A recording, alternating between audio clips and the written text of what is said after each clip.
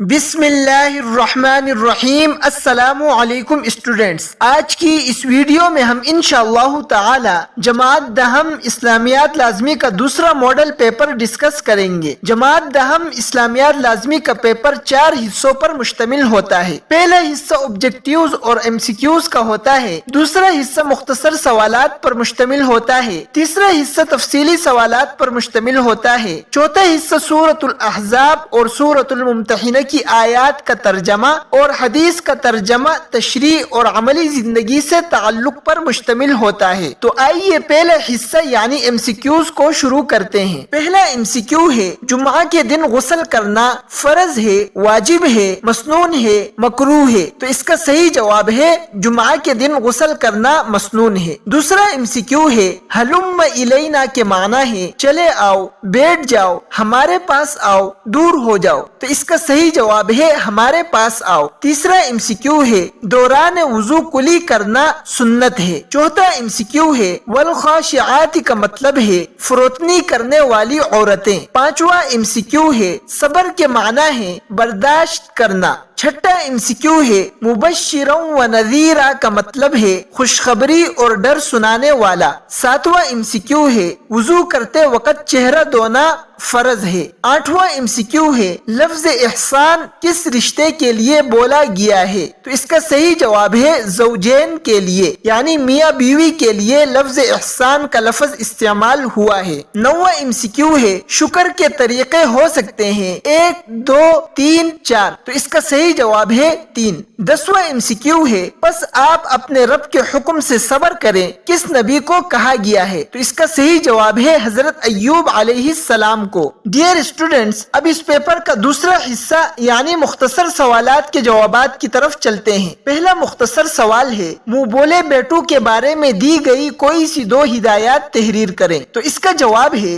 سورۃ الاحزاب میں منہ بولے بیٹوں کے بارے میں یہ ہدایات دی گئی ہیں۔ نمبر 1، اللہ تعالیٰ نے تمہارے منہ بولے بیٹوں کو تمہارا حقیقی بیٹا نہیں بنایا۔ نمبر 2، منہ بولے بیٹوں کو ان کے حقیقی باپ کے نام سے پکارو کیونکہ یہ زیادہ منصفانہ اور درست بات ہے۔ نمبر 3، اگر تمہیں ان کے حقیقی باپو کے نام معلوم نہ ہو تو وہ تمہارے دینی بھائی اور دوست ہیں۔ نمبر 4، اور اللہ تعالیٰ کا حکم آ جانے کے بعد اب اگر کوئی انہیں منہ بولے باپو کے ناموں سے پکارے گا تو وہ گناہگار ہوگا۔ یا دوسرا سوال چوائس میں ہے، وَأُولُو الْأَرْحَامِ بَعْضُهُمْ أَوْلَى بِبَعْضٍ فِي كِتَابِ اللَّهِ آیت کا مفہوم واضح کریں۔ تو اس کا جواب ہے، اور رشتہ دار آپس میں کتاب اللہ کی روح سے مسلمانوں اور مہاجروں سے ایک دوسرے کے میراث کے زیادہ حقدار ہیں۔ دوسرا مختصر سوال ہے، غزوہ احزاب کے دوران اہل ایمان اور منافقین کا طرز عمل کیا تھا؟ مختصراً وضاحت کریں۔ تو اس کا جواب ہے، غزوہ احزاب میں آزمائش کی گھڑیوں میں اہل ایمان تو ثابت قدم رہے مگر منافقین کہنے لگے کہ اللہ اور اس کے رسول نے تمہارے ساتھ دھوکے کا وعدہ کیا ہے، اور ان منافقین میں سے ایک گروہ نبی کریم صلی اللہ علیہ وسلم سے اجازت طلب کرنے لگا کہ ہمارے گھر کھلے پڑے ہیں اور غیر محفوظ ہیں، حالانکہ ان کے گھر کھلے ہوئے نہ تھے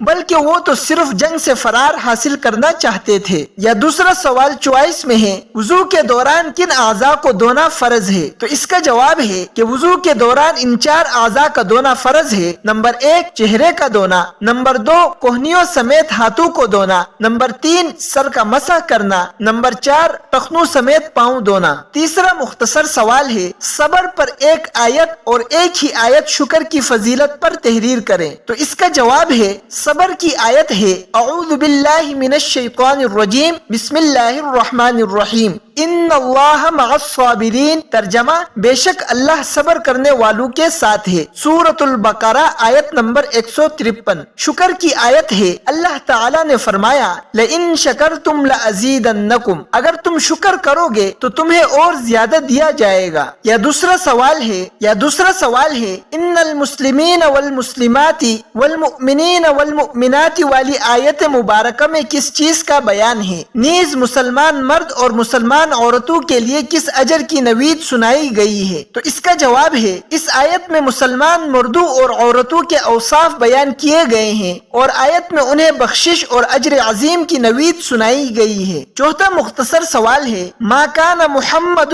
ابا احد من رجالکم ولکن رسول اللہ وخاتم النبیین وکان اللہ بکل شیء علیما۔ آیت مبارکہ میں کس اہم عقیدہ کا بیان ہے؟ نیز 1 سے 2 لائنوں یعنی سطروں میں اس عقیدہ کو واضح کریں۔ تو اس کا جواب ہے اس آیت میں عقیدہ ختم نبوت کو بیان کیا گیا ہے اور عقیدہ ختم نبوت کا مفہوم یہ ہے کہ اللہ تعالیٰ نے نبی کریم صلی اللہ علیہ وسلم پر نبوت اور رسالت کے اس سلسلے کو ختم فرما دیا۔ اب قیامت تک کوئی اور نیا نبی یا رسول نہیں آئے گا۔ اب قیامت تک قرآن کریم اور سنت نبوی صلی اللہ علیہ وسلم کی پیروی کرنا لازم اور ضروری ہے۔ یہی ختم نبوت کا مفہوم ہے۔ یا چوائس میں دوسرا سوال ہے طہارت کی فضیلت و اہمیت پر ایک آیت قرآنی اور ایک حدیث مبارکہ پیش کریں۔ تو اس کا جواب ہے طہارت کی فضیلت و اہمیت پر قرآنی آیت ہے وَثِيَابَكَ فَطَهِّرْ وَالرُّجْزَ فَاهْجُرْ، سورۃ المدثر آیت نمبر 3 اور 4۔ ترجمہ ہے اور اپنے کپڑوں کو پاک رکھ اور ناپاکی سے دور رہ۔ طہارت کی فضیلت و اہمیت پر حدیث ہے نبی کریم صلی اللہ علیہ وسلم کا فرمان ہے الطہور شطر الایمان، یعنی طہارت و پاکیزگی ایمان کا حصہ ہے۔ پانچواں مختصر سوال ہے ما جعل اللہ لرجل من قلبین فی جوفہ، آیت مبارکہ میں کس چیز کی تردید کی گئی ہے؟ تو اس کا جواب ہے اللہ تعالیٰ نے کسی آدمی کے پہلو میں 2 دل نہیں بنائے ہیں۔ آیت مبارکہ میں اس بات کی تردید کی گئی ہے۔ یا چوائس میں دوسرا سوال ہے جہاد کے لفظی معنی تحریر کریں، نیز جہاد کی 3 اہم اقسام کے نام سپرد قلم کریں۔ تو اس کا جواب ہے جہاد کے لفظی معنی محنت اور کوشش کے ہیں۔ جہاد کی 3 اہم اقسام کے نام یہ ہے نمبر 1 جہاد بالعلم، یعنی اپنے علم کو دوسروں تک پہنچانا اور حکمت سے دعوت و تبلیغ کرنا، یہ بھی جہاد کی ایک قسم ہے اور یہ جہاد بالعلم کہلاتا ہے۔ نمبر 2 جہاد بالمال، یعنی اللہ تعالیٰ نے انسان کو جو مال عطا کیا ہے اسے اللہ کی رضا کے راستے میں خرچ کرنا، حق کی حمایت اور مدد کرنا جہاد بالمال کہلاتا ہے۔ نمبر 3 جہاد بالنفس، یعنی اپنے جسم و جان سے جہاد کرنا حتیٰ کہ اللہ تعالیٰ کی راہ میں دین کے دشمنوں سے لڑتے لڑتے اپنی جان تک پیش کر دی جائے، یہ جہاد بالنفس کہلاتا ہے۔ ڈیئر اسٹوڈنٹس، تیسرا حصہ تفصیلی سوالات پر مشتمل ہوتا ہے۔ یہ سوالات آپ نوٹ کر لیں اور بک سے ایک دفعہ ان دیے گئے سوالات کے ٹاپک کو اچھی طرح ریڈ کر لیں اور زبانی یاد کر لیں۔ تفصیلی سوال ہے طہارت و جسمانی صفائی پر شریعت کی روشنی میں ایک جامع نوٹ لکھیں۔ یا چوائس میں دوسرا تفصیلی سوال ہے صبر و شکر کے لغوی معنی اور اصطلاحی مفہوم لکھیں، نیز صبر و شکر کی اقسام بما مثالوں کے تحریر کریں۔ چوتھا تفصیلی سوال ہے عائلی زندگی سے کیا مراد ہے، اس کی کیا اہمیت ہے، قرآن و حدیث کی روشنی میں بسط و شرح کے ساتھ جواب تحریر کریں۔ یا چوائس میں دوسرا تفصیلی سوال ہے زوجین سے کیا مراد ہے، نیز زوجین کے حقوق و فرائض تفصیلاً تحریر کریں۔ ڈیئر اسٹوڈنٹس، اب حصہ چہارم کی طرف چلتے ہیں جو سورۃ الاحزاب اور سورۃ الممتحنہ کی آیات اور حدیث کا ترجمہ و تشریح اور عملی زندگی سے تعلق پر مشتمل ہے۔ پہلی آیت ہے یا ایھا النبی اتق اللہ ولا تطع الکافرین والمنافقین ان اللہ کان علیما حکیما۔ ترجمہ ہے اے نبی صلی اللہ علیہ وسلم، اللہ سے ڈرتے رہنا اور کافروں اور منافقوں کا کہا نہ ماننا، بے شک خدا جاننے والا اور حکمت والا ہے۔ دوسری آیت ہے ہنالک ابتلی المؤمنون وزلزلوا زلزالا شدیدا۔ ترجمہ ہے وہاں مومن آزمائے گئے اور سخت طور پر ہلائے گئے۔ تیسری آیت ہے وَرَدَّ اللَّهُ الَّذِينَ كَفَرُوا بِغَيْظِهِمْ لَمْ يَنَالُوا خَيْرًا۔ ترجمہ ہے اور جو کافر تھے ان کو اللہ نے واپس لوٹا دیا، وہ اپنے غصے میں بھرے ہوئے تھے اور وہ کچھ بھی بلائی حاصل نہ کر سکے۔ چوتھی آیت ہے وَاذْكُرْنَ مَا يُتْلَى فِي بُيُوتِكُنَّ مِنْ آيَاتِ اللَّهِ وَالْحِكْمَةِ إِنَّ اللَّهَ كَانَ لَطِيفًا خَبِيرًا۔ ترجمہ ہے اور تمہارے گھروں میں جو اللہ کی آیتیں پڑھی جاتی ہیں اور حکمت کی باتیں سنائی جاتی ہیں ان کو یاد رکھو، بے شک خدا باریک بین اور باخبر ہے۔ 5ویں آیت ہے، یا ایھا الذین آمنوا اذا نکحتم المؤمنات ثم طلقتموهن من قبل ان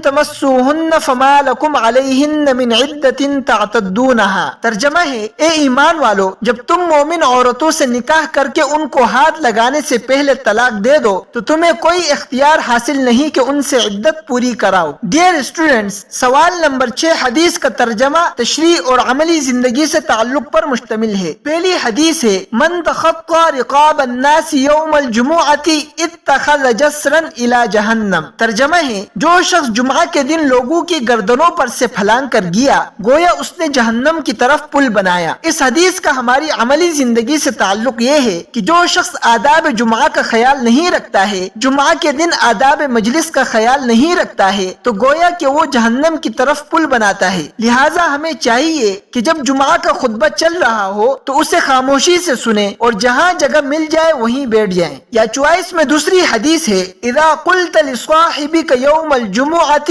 انصت والامام يخطب فقد لغوت۔ ترجمہ ہے، جب تم نے جمعہ کے دن اپنے ساتھی سے یہ کہا خاموش ہو جاؤ جبکہ امام خطبہ دے رہا ہو تو تم نے فضول بات کی۔ اس حدیث کا ہماری عملی زندگی سے تعلق یہ ہے کہ علم کی کوئی بھی بات ہو تو اسے خاموشی اور توجہ سے سننی چاہیے، خصوصاً جب جمعہ کا خطبہ چل رہا ہو۔ لہٰذا ہمیں چاہیے کہ ہم جمعہ کا خطبہ غور سے سنیں۔ خطبہ کے دوران کسی کو سلام کرنا یا سلام کا جواب دینا یا باتیں کرنا، ان تمام چیزوں سے پرہیز کرنا چاہیے۔ ڈیئر اسٹوڈنٹس، اس ویڈیو میں جماعت دہم اسلامیات لازمی کا دوسرا ماڈل پیپر آپ کی خدمت میں بیان کیا گیا ہے۔ انشاءاللہ تعالی اگلی ویڈیو میں تیسرا ماڈل پیپر ڈسکس کیا جائے گا۔ تب تک کے لیے ہمیں اجازت دیجیے، اپنا خیال رکھیے گا، ملتے ہیں اگلی ویڈیو میں۔ اللہ حافظ۔